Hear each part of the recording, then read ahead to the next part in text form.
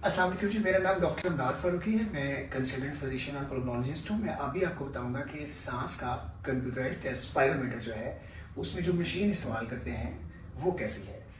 ये डिवाइस हमारे पास मौजूद है जिसका नाम स्पायरोलैब 3 है, और जब इसे हम इस्तेमाल करते हैं तो उसके अंदर ये की पैनल है। यहाँ पे पेशेंट का डाटा फीड करते हैं, नाम, एज, उसका वज़न, उसका कद कितना है, और फिर उसके मुताबिक मशीन हमें बता देती है कि इस मरीज़ के सांस की ताकत कितनी होनी चाहिए।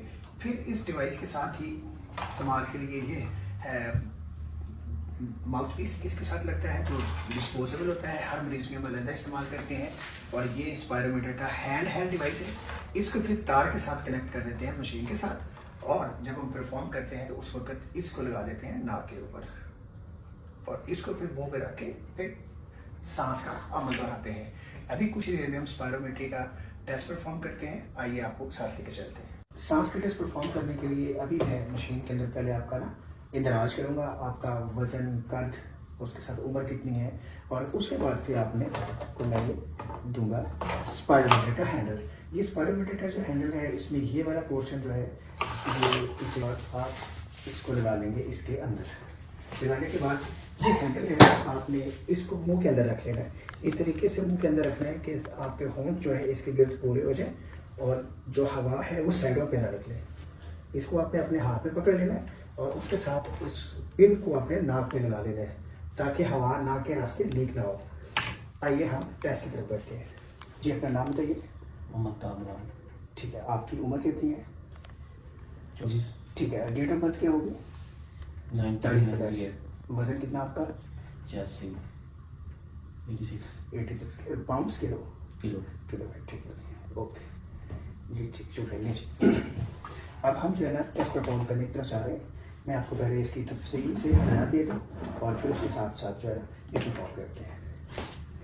ये लगाइए, मैं डॉक्टर का कुछ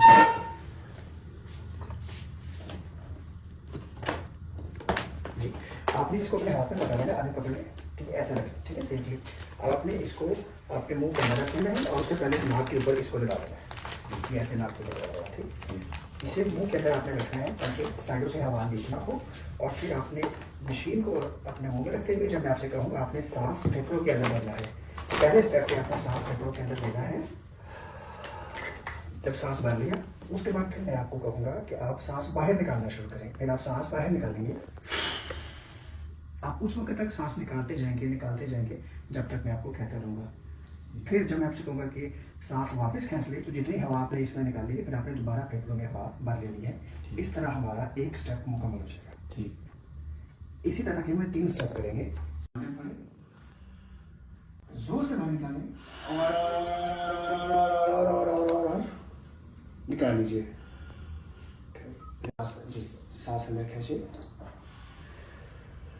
जोर से बाहर निकालें और आप अंदर खींच लें।